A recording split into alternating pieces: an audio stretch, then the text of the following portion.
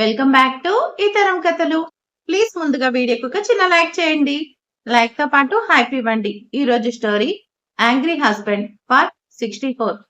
కథను రచించిన వారు సుజాత గారు, వాయిస్ ఓవర్ శ్వేత. ఇక లేట్ చేయకుండా ఎంటర్ అయిపోదాం. రాకీ అలా పారిపోవడం చూసి దొంగ దొరికాడు అని నవ్వుకుంటుంది దక్ష. ఇటువైపు అంజు, అటువైపు రాకీ. జంట బానే ఉంది. చూద్దాం తమ్ముడు, నీ అంతట నువ్వే వచ్చి మా పెళ్లి చేయమని అడిగేలా చేస్తాను చూడు. ఈ విషయంలో మాత్రం నేను తగ్గేదే లేదు. సొంత చెల్లెల్ని నాతో మాట్లాడట్లేదు అని ఇప్పటిదాకా ఏడిపిస్తూనే ఉన్నాను. వాళ్ళ ఫస్ట్ నైట్ జరపకుండా నిన్ను మాత్రం ఎలా వదిలేస్తాను? చూస్తూ ఉండు అని నవ్వుకుంటుంది దక్ష. తినడం పూర్తయిందని ఆది, శ్రేష్ఠ అక్కడికొస్తారు. బాబీ, నువ్వేమైనా తింటావా? తనకు ఆకలేస్తే తినడం ఆవిడికి తెలీదా? నువ్వు తెచ్చివ్వాలా అని అంటుంది శ్రేష్ఠ. ఏంటి శ్రేష్ఠ, ఏమైంది? వదినకి తెచ్చిస్తే తప్పేంటి? వాళ్ళిద్దరి మాటలకి పెదాలు బిగించి నవ్వుకుంటూ ఉంటుంది దక్ష. అంటే అది కాదు ఆది. ఈ ప్రెగ్నెన్సీ టైంలో ఏది పడితే తినకూడదు. అన్నీ తినాలి అనిపించట్లేదు. నీకు తెలియక ఏదో ఒకటి తెచ్చావనుకో, అది డైజెస్ట్ అవ్వకపోతే తను ఇబ్బంది పడుతుంది కదా. అందుకని తనకిష్టమైనవి తెలుసుకొని తీసుకురావాలి అంటూ పళ్ళు కొరుకుతూ చెప్తుంది శ్రేష్ఠ. అవునాది, తను చెప్పింది నిజమే. నేనన్నీ తినకూడదు. ఒక్కొక్కసారి డైజెస్ట్ అవ్వదు. వామిటింగ్స్ కూడా అవుతాయి. నీకెందుకు? నువ్వు కూర్చో, నేను వెళ్ళి తెచ్చుకుంటాలే అంటుంది. తమరేమీ వెళ్ళక్కర్లేదు, కూర్చోండి, నేను వెళ్ళి తెస్తాను అని సీరియస్గా చెప్పి అక్కడి నుండి వెళ్తుంది శ్రేష్ఠ. చాలా కోపం చూపిస్తుంది, కానీ ప్రేమ కూడా ఉంది మా చెల్లికి అనుకుంటుంది దక్ష. దక్ష ఏం తింటుందో తెలుసు కాబట్టి సింపుల్గా అవి మాత్రమే పెట్టుకొని తీసుకొస్తుంది శ్రేష్ఠ. దాంతో పాటు వాటర్ బాటిల్ కూడా తెచ్చి పెడుతుంది. దక్ష దూరంగా కనిపిస్తున్న జై వైపు చూస్తుంది. ఇక్కడ ఆగవలసి వచ్చింది, నువ్వు తిను అని సైగ చేస్తాడు. సరే అనుకుంటూ మెల్లిగా తినడం స్టార్ట్ చేస్తుంది. ఏంటి వదినా, సరిగ్గా తినట్లేదు? నీకు నచ్చలేదా? అదేం లేదు ఆది, మామూలుగానే నేను బయట ఫుడ్ తక్కువ తింటాను. మొన్న నిన్న ఇవాళ 3 డేస్ నుంచి బయట తింటున్నాను కదా. ఏదైనా ప్రాబ్లం అవుతుందని లైట్గా తీసుకుంటున్నాను. ఇలా కూడా తినకపోతే ఐశ్వర్య ఫీల్ అవుతుంది కదా, అందుకని.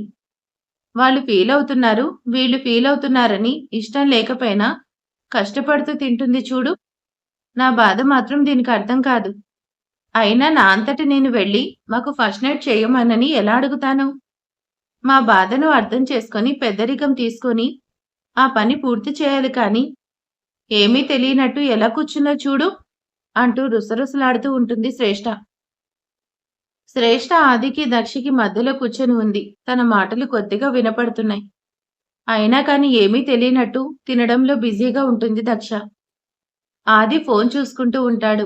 చెల్లెల్ని ఇంకా ఉడికించాలని తన వైపు చూసి మెల్లిగా కన్ను కొట్టి నవ్వుతుంది. నిన్ను అంటూ చేతిని టేబుల్ కింద పెట్టి దక్ష చేతి మీద మెల్లిగా కిచ్చుతుంది శ్రేష్ఠ. అబ్బా అని అరుస్తుంది దక్ష. చెయ్యి వెనక్కి తీసుకొని ఏమీ తెలియనట్టు కూర్చుంటుంది శ్రేష్ఠ. ఏంటి బాబీ, ఏమైంది? కారంగా ఉందా? ఈ వాటర్ తాగు అంటాడు ఆది. ఏం లేదు, లైట్స్ ఎక్కువగా ఉన్నాయి కదా, ఏదో ఒక పురుగు కుట్టింది. ఇప్పుడు ఓకేనా? ఓకే అని చెప్పి శ్రేష్ఠ వైపు చూసి చిన్నగా నవ్వింది. అక్కడ జై కూడా ఫ్రెండ్స్తో తింటాడు. ఫ్రెండ్స్ అందరికీ దక్షని పరిచయం చేస్తాడు. తన పెళ్ళప్పుడు మిస్ అయిన కొంతమందిని తీసుకొచ్చి మరీ ఇంట్రడ్యూస్ చేస్తాడు. ఇక ఫంక్షన్ పూర్తవుతుంది. మెల్లిగా ఒక్కొక్కరు వెళ్తుంటారు. ఐశ్వర్య, శేఖర్, ఇక మేం కూడా బయలుదేరుతాం అంటాడు జై. వదిన, నువ్వైనా ఉండొచ్చు కదా 2 రోజులు నా దగ్గర అని అడుగుతుంది ఐశ్వర్య. ఏంటైశ్వర్య, అందరికన్నా నువ్వే ధైర్యంగా ఉంటావు. ఇదేంటిప్పుడు చిన్నపిల్లలు ఏడుస్తున్నావు? శేఖర్తో నా పెళ్లి జరిపిస్తావా లేదా అని అన్నయ్యతో ఎంత గొడవ పడ్డావో. ఇప్పుడు హ్యాపీగా ఉండాలి కానీ ఇలా కన్నీరు పెట్టుకోకూడదు. ఏమో వదినా, భయంగా ఉంది, బెంగగా ఉంది మీ అందరి మీద అంటూ తనని హత్తుకుంటుంది. ఏ ఆడపిల్లకైనా ఫస్ట్లో ఇలాగే ఉంటుంది. నువ్వు కంగారు పడకు. తనకి మరొకసారి జాగ్రత్తలు చెప్పి శేఖర్కి కూడా వెళ్ళొస్తామని చెప్పి దక్ష వాళ్ళు బయలుదేరతారు. అంజు కనిపించి, నేను చెప్పిన విషయాన్ని కొంచెం ఆలోచించండి, అని గుర్తు చేసి రిక్వెస్ట్ చేస్తుంది. అలాగే అని నవ్వుకుంటూ రాఖీ వైపు చూస్తుంది. అంజుకి సైట్ కొట్టడంలో బిజీగా ఉంటాడు మన బాబు. నువ్వు నన్ను బ్రతిమాలుకోవాల్సిన టైం దగ్గర పడింది అనుకుంటూ అందరూ అక్కడి నుంచి బయలుదేరి ఇంటికి వెళ్ళిపోతారు. ఈ రోజు కూడా కీర్తన బయట పడుకుంటాను అంటే జ్వరం ఇంకా పెరుగుతుంది. రూమ్‌లో పడుకో అని చెప్తాడు లడ్డు. వద్దు లడ్డు, నేనిక్కడే హాల్‌లో పడుకుంటాను. రూమ్‌లో పడుకుంటే దక్ష అక్కకి కోపం వస్తుంది. అప్పుడు ఇంట్లో నుంచి శాశ్వతంగా వెళ్ళాల్సిన పరిస్థితి వస్తుంది. కనీసం ఇంటి పని మనిషి అయినా నీకు దగ్గరగా ఉంటాను కదా! అందుకే అక్క చెప్పినట్టే చేస్తాను అంటూ హాల్‌లో పడుకుంది. కీర్తన మొండిగా చేయకు, మళ్ళీ ఫీవర్ వస్తుంది. లోపలికి రా. వదినేమని అంటే తనతో నేను మాట్లాడతాను. దాని గురించి నువ్వు టెన్షన్ పడాల్సిన అవసరం లేదు. వద్దు, విసిగించకుండా లోపలికి రా అని గట్టిగా అరుస్తాడు లడ్డు. సైలెంట్‌గా లడ్డు రూమ్‌లోకి వెళ్తుంది. కింద పడుకుంటానని చెప్పినా, సోఫాలో పడుకున్నానని చెప్పినా వినిపించుకోకుండా తన బెడ్ మీద తన పక్కనే పడుకోమని చెప్తాడు లడ్డు. లడ్డు అలా చెప్తుంటే కీర్తనకి కన్నీళ్లొస్తాయి. ఇంత ప్రేమించే మనిషి నా మూర్ఖత్వంతో దూరం చేసుకున్నాను. ఇలా నా మీద జాలిగా కాకుండా మనస్ఫూర్తిగా నన్ను భార్యగా స్వీకరించే రోజు త్వరలోనే రావాలని కోరుకుంటున్నాను అని మనసులో అనుకుంటుంది. చాలా రోజుల తర్వాత చాలా ఇష్టంగా ప్రేమగా లడ్డు పక్కన పడుకుంటుంది కీర్తన. ఈ స్థానం శాశ్వతం అయ్యేది ఎప్పుడో అని మనసులో అనుకుంటూ లడ్డు వైపు ప్రేమగా చూస్తూ నిద్రలోకి జారుకుంది. చూసారా శ్రీవారు, ఇవాళ మీ తమ్ముడు మా చెల్లెల్ని రూమ్‌లోకి తీసుకెళ్లాడు అని చెప్తుంది దక్ష. వెరీ గుడ్, నీ ప్లాన్ వర్కౌట్ అయింది. దట్ ఈస్ దక్ష అంటుంది గొప్పగా. అవును మిసెస్ జై అంటాడు.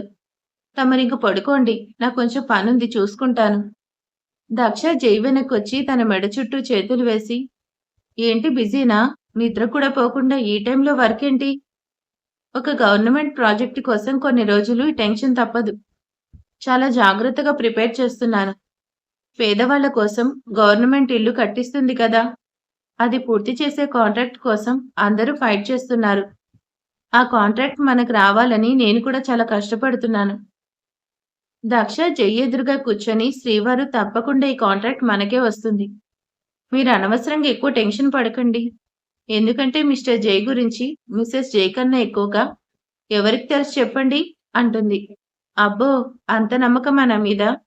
బోలెడంత నమ్మకముంది అంటూ జైని దగ్గరికి లాక్కొని తన పెదాల మీద అంటనట్టు చిన్నగా ముద్దు పెడుతుంది. ఆల్ ది బెస్ట్ శ్రీవారు అని విష్ చేస్తుంది. థ్యాంక్ యూ మిసెస్ జై. ఒకసారి థ్యాంక్స్ చెప్పొచ్చు కదా అంటాడు. థ్యాంక్స్ చెప్పాలా? ఎందుకు? అదే రాత్రి చెప్పినట్టుగా చెప్పొచ్చు కదా. దక్షకు అర్థమవుతుంది రాత్రి థ్యాంక్స్ చెప్పడానికి బదులుగా కిస్ చేసిన విషయం. అవసరం లేకపోయినా థ్యాంక్స్ ఎందుకు చెప్పాలి అంటుంది. అంటే ఆ రోజు కాపాడాను కదా, దానికి థ్యాంక్స్ చెప్పు అంటాడు. అది రాత్రే చెప్పేశాను కదా. నిన్ను ప్రేమగా చూసుకుంటున్నాను కదా, దానికి చెప్పు. ఏ భర్త అయినా భార్యని ఇలాగే చూసుకుంటాడు కదా, ఇందులో తమరి గొప్పతనం ఏముంది అంటూ ఒంటి మీద ఉన్న నగలు తీస్తూ చెప్తుంది. నిన్న మ్యారేజ్ కదా, నిన్ను అత్తయ్య మావయ్య దగ్గరికి మ్యారేజ్డే కదా, నిన్ను అత్తయ్య మావయ్య దగ్గరికి తీసుకెళ్లాను కదా, దానికి చెప్పు అంటాడు.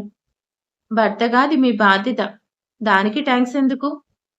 సరే, నాకు థ్యాంక్స్ చెప్పకు అని అలిగి పడుకుంటాడు జై. దక్ష నైటీ వేసుకుని జై పక్కన పడుకుంది. జై అలిగి బెట్టు చేస్తూ ఉంటే భలే సరదాగా అనిపిస్తుంది. ఇంకెక్కువసేపు సాగదీస్తే విశ్వామిత్రుడి వారికి నిజంగా కోపం వచ్చి నాకు శాపం ఇస్తారు అని డౌట్ పడి ఇంకా ఎక్కువ బెట్టు చేయకుండా జైకి దగ్గరగా జరిగి తన పెదాల మీద ముద్దు పెట్టి థ్యాంక్స్ అంటుంది. కళ్ళు మూసుకొని ఉన్న జై కనీసం నవ్వకుండా, మరిప్పుడు ఎందుకు థ్యాంక్స్ చెప్పినట్టు? సెలవివ్వండి మిసెస్ జై అంటాడు. జై చేతిని తీసుకుని తన బంప్ మీద పెట్టి అత్తమ్మని నాకిస్తున్నందుకు అంటుంది. జై కళ్ళు తెరిచి ప్రేమగా తన బుగ్గ మీద ముద్దు పెట్టి హ్యాపీగా రెస్ట్ తీసుకో, నాకు కొంచెం పనుంది అంటాడు. అలాగే శ్రీవారు. జై తన పక్కన కూర్చొని దక్ష తల్లిని తన ఒడిలో పెట్టుకొని తన ముందు ల్యాప్టాప్ పెట్టుకొని వర్క్ మొదలు పెడతాడు. జై వైపు ప్రేమగా చూస్తూ ఎప్పటికో నిద్రలోకి జారుకుంటుంది దక్ష. దక్ష కళ్ళు తెరిచేసరికి జై పిగి కౌగిల్లో ఉంటుంది. లయబద్ధంగా వినపడుతున్న జై గుండె చప్పుడు వింటూ అలాగే తన కౌగిల్లో సేద తీరుతూ ఉంటుంది. నాకు థాంక్స్ చెప్పొచ్చు కదా అని జై రాత్రి అడిగింది గుర్తొచ్చి జై తలని కొద్దిగా ముందుకు వంచి తన పెదవుల మీద చిరుముద్ర వేస్తుంది. నేను థాంక్స్ చెప్పమని అడగలేదు కదా అంటాడు జై కళ్ళు మూసుకొని. లేచి ఉన్నారా? నా ఇష్టం. నాకు థాంక్స్ చెప్పాలనిపించింది. మరి మళ్ళీ చెప్పొచ్చు కదా? ఇప్పుడు నాకు చెప్పాలనిపించట్లేదు అంటూ మెల్లిగా తనని విడిపించుకొని లేవడానికి ట్రై చేస్తుంది.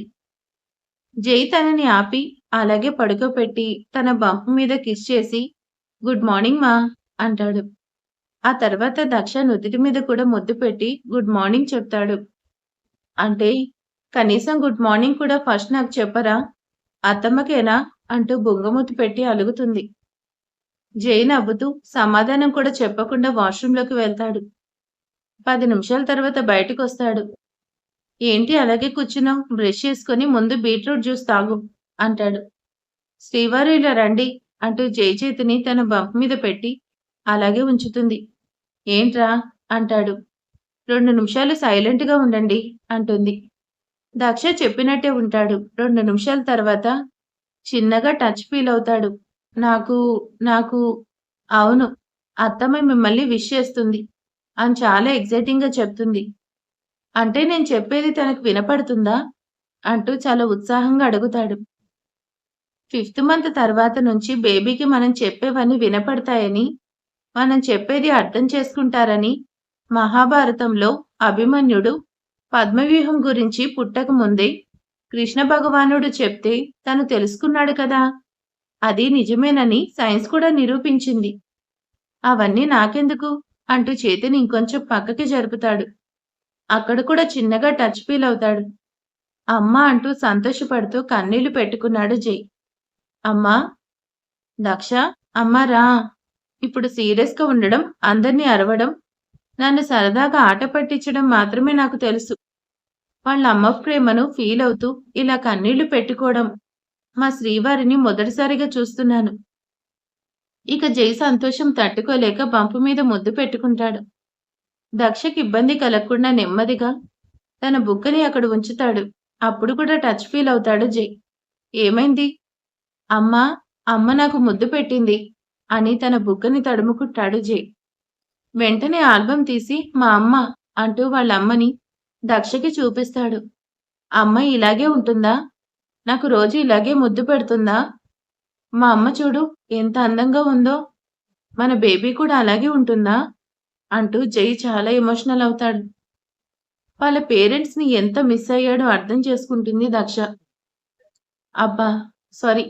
ఆల్బమ్ తీసి పక్కన పెట్టి తనని ప్రేమగా హత్తుకుంటుంది. మన పాప కూడా ఇలాగే చాలా క్యూట్‌గా ఉంటుంది. అత్తమ్మ లాగానే. నీతో చాలా ప్రేమగా ఉంటుంది. నీకు బయటకు వెళ్ళేటప్పుడు రోజు ముద్దు పెడుతుంది. అలా పెట్టకపోతే మారం చేస్తుంది. చిన్నప్పుడు నీ చేయి పట్టుకుని అడుగులు వేయడం నేర్పించింది కదా! ఇప్పుడు అత్తమ్మకి అడుగులు వేయటం మీరు నేర్పించాలి. నిజంగానా? మీరిలా ఏడిస్తే అత్తమ్మ రేపు మిమ్మల్ని విష్ చేయదు అంటుంది. అంటూ జైని బెదిరిస్తుంది దక్ష. నేనేడవడం లేదు. మా అమ్మ నా దగ్గరకొస్తుందని సంతోషంగా కన్నీళ్లొస్తున్నాయి. నేను పిలిచినప్పుడు పలుకుతావు కదా! అంటూ మళ్ళీ బంప్ మీద చేయి పెట్టి అడుగుతాడు. అలాగే అన్నట్టు మళ్ళీ టచ్ ఫీల్ అవుతాడు జై. దక్ష డియర్ రాత్రంతా చాలా టెన్షన్ పడ్డాను. ఈ కాంట్రాక్ట్ మనకొస్తుందా లేదా అని. తను ఇప్పుడు నాకు నమ్మకం కుదిరింది. ఈ కాంట్రాక్ట్ నాదే. కాదు. ఈ కాంట్రాక్ట్ మనకే. అంత ఖచ్చితంగా ఎలా చెప్తున్నారు? అమ్మ నన్ను విష్ చేసింది కదా! నాకు ఆల్ ది బెస్ట్ చెప్పింది. ఇక్కడ ముద్దు కూడా పెట్టింది అని తన బుగ్గ మీద చూపిస్తూ ఇక నాకు తిరుగులేదు. ఈ కాంట్రాక్ట్ నాదే అని చాలా సంతోషంగా చెప్తాడు. జైని అలా చూస్తే భలే సంతోషంగా అనిపిస్తుంది దక్షకి. సరే ఇక బయలుదేరండి. లేట్ అవుతుంది. చాలా ఫాస్ట్‌గా రెడీ అయ్యి వస్తాడు జై.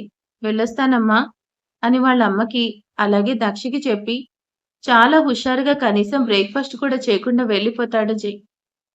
జై అంత సంతోషంగా ఉండడం చూసి దక్షకి మనసులో ఏదో తెలియని ఫీలింగ్. అత్తమ్మని మీరు ఎంతగా మిస్ అయ్యారో అర్థమవుతుంది శ్రీవారు. అత్తమ్మ మీ అబ్బాయి కోపాన్ని తగ్గించడం నా వల్ల కాలేదు. మీరొచ్చాక ఆ కోపం మొత్తం పోయేలా చేయండి. ఓకే అన్నట్టు చిన్న పంచ్ పెడుతుంది దక్షకి. దక్ష తన బంప్ మీద చిన్నగా తడుముకొని నవ్వుకుంటూ వెళ్లి ఫ్రెష్ అయి కిందకి వెళ్తుంది. పద్మ, కీర్తన ఏది? అని అడుగుతుంది దక్ష. లడ్డు అక్కడికొచ్చి, వదిన తనకు చాలా ఫీవర్‌గా ఉంది. టాబ్లెట్ వేసుకున్నా తగ్గలేదు. అందుకనే తన్ని హాస్పిటల్‌కి తీసుకెళ్తున్నాను. తన ఇంట్లో పనంతా చేసిన తర్వాత హాస్పిటల్‌కి వెళ్ళమను అనంటుంది దక్ష. ఈ రోజుకి తను ఏ పని చేయదు. ఇంట్లో చాలా మంది ఉన్నారు. ఎవరో ఒకరు చేస్తారు. తన హెల్త్ గురించి మనమే చూసుకోవాలి. ఇంకొక విషయం ఏంటంటే, ఈ ఇంట్లో పనంతా చేయడానికి ఈ ఇంటి పని మనిషి కాదు. తను నా భార్య. ఇక మీదట మీ పనులు కానీ, ఇంట్లో ఎవరి పనులు చేయాల్సిన అవసరం తనకి లేదు. చీటికి మాటికి పిలిచి తనకెలాంటి పనులు చెప్పకండి. తను కూడా ఇంటికి చిన్న కోడలు. ఇంట్లో మీతో పాటే సమానంగా హక్కుంది. కాబట్టి ఏ పని చేయదు అంటూ ఫస్ట్ టైం దక్షతో కొంచెం గట్టిగా మాట్లాడతాడు లడ్డు. దక్ష ఆశ్చర్యపడుతూ, అదేంటి లడ్డు? తను చేయకపోతే ఎవరు చేస్తారు? ఇంక నువ్వే కదా. తను నా భార్య కాదు. తన ఇంట్లో నుంచి పంపించడానికి ప్రయత్నించావు. అసలే వయసులో ఉన్న అందమైన అమ్మాయి బయటకు వెళ్లి ఎక్కడ ప్రాబ్లమ్స్ ఫేస్ చేయకూడదని కావాలని నాకు అసిస్టెంట్‌గా పెట్టుకున్నాను. తప్పేముంది? జాలిపడి తనకి నా పని మనిషి పోస్ట్ ఇచ్చాను. లేకపోతే తనేమవుతుందోనని భయమేసింది. నువ్వే కదా అప్పుడు ఇంట్లో నుంచి వెళ్ళు అని చెప్పావు. ఇప్పుడేంటి మళ్ళీ కొత్తగా తన మీద ఇష్టంతో మాట్లాడుతున్నావు? అంటుంది దక్ష. అప్పుడు నేనే చెప్పాను. తను తప్పు చేసింది. ఆ కోపంలో ఏదో చెప్పాను. ఇప్పుడు తన తప్పు తను తెలుసుకొని మంచిగా ఉంది. మంచిగా మారిన వాళ్ళకి పనిష్మెంట్ ఇవ్వాల్సిన అవసరం లేదు. అప్పుడే తాతగారొచ్చి అక్కడ కూర్చొని, కీర్తన కాఫీ తీసుకురా అంటాడు. ఇంట్లో అందరికి ఒకేసారి చెప్తున్నాను. కీర్తన ఇంటి పని మనిషి కాదు. తను నా భార్య. ఈ మాటలన్నీ ఇంట్లో వాళ్ళందరితో పాటు లోపల కీర్తనకి కూడా వినిపిస్తూ ఉంటాయి. లడ్డు తన మీద చూపిస్తున్న ప్రేమకి చలించిపోతుంది కీర్తన. తన తప్పు తను తెలుసుకొని మారిపోయింది. నేను కూడా తనని క్షమించాను.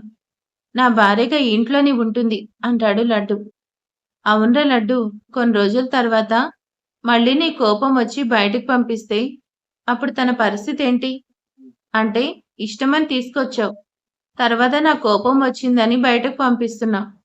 ఇప్పుడేమో మళ్ళీ ప్రేమ అంటూ నా భార్యని అని మాట్లాడుతున్నావు.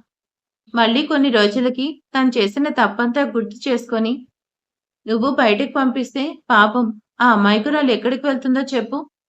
అందుకని నువ్వు ఈ విషయంలో జోక్యం చేసుకోకుండా పని మనిషిలాగా అలాగే ఉండనివ్వు అంటారు తాతగారు కూడా. ఇక చాలా ఆపండి తాతయ్య అంటూ కీర్తనని లోపల నుంచి బయటికి చేయి పట్టుకొని తీసుకొస్తాడు. తన భుజం మీద చేయి వేసి, తను నా భార్య. ఈ ఇంటికి చిన్న కోడలు. ఎప్పటికీ నా భార్యగానే ఉంటుంది. నా నిర్ణయంలో మార్పు లేదు.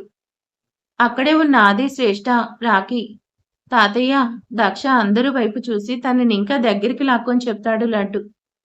కీర్తనకి మాత్రం కన్నీళ్లు ఆగట్లేదు. పశ్చాత్తాపంతో కుమిలిపోతుంది.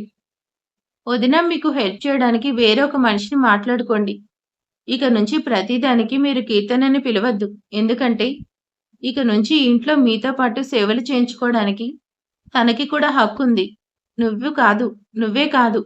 ఈ ఇంట్లో ఎవరు కూడా తనకి ఎలాంటి పని చెప్పడానికి వీల్లేదు. అందరూ ఒకరి మొహం ఒకరు చూసుకొని చిన్నగా స్మైల్ చేసుకుంటారు. జ్వరం చూడు ఎంతుందో కదా. హాస్పిటల్‌కి వెళ్దామని తనని తీసుకొని బయటకు వెళ్తాడు. వాళ్ళిద్దరూ బయటికి వెళ్ళగానే హాల్‌లో అందరూ నవ్వుతారు. హమ్మయ్య! మా లడ్డూగాడు కూడా దారిలో పడ్డాడు. ఇక వాళ్ళిద్దరూ కూడా హ్యాపీగా ఉంటారు అంటారు తాతగారు. మనం కోరుకుంది కూడా అదే కదా తాతయ్య. కీర్తన మారాలి. లడ్డూతో కలిసి హ్యాపీగా ఉండాలి. కాకపోతే కొంచెం లేటుగా జరిగింది. అది మా అక్కంటే ఏదైనా చేసేస్తుంది అంటూ దక్షని పొగుడుతూ ఉంటాడు రాఖీ. శ్రేష్ఠ మాత్రం కోపంగా దక్ష వైపు చూస్తుంది. మరిక తర్వాత ఏం జరగబోతుంది? నెక్స్ట్ శ్రేష్ఠ మా ఫస్ట్ నైట్ చేయని దక్షని అడుగుతుందా? లేకపోతే దక్షని అరేంజ్ చేస్తుందా? మరి రాఖీ, అంజు లవ్ మ్యాటర్ ఎంతవరకు వస్తుందో నెక్స్ట్ ఎపిసోడ్ ఏమన్నా తెలుస్తుందేమో చూద్దాం. ఈరోజు వీడియో ఎలా ఉందో ప్లీజ్ కామెంట్ చేసేయండి, లైక్ చేయండి. Thank you.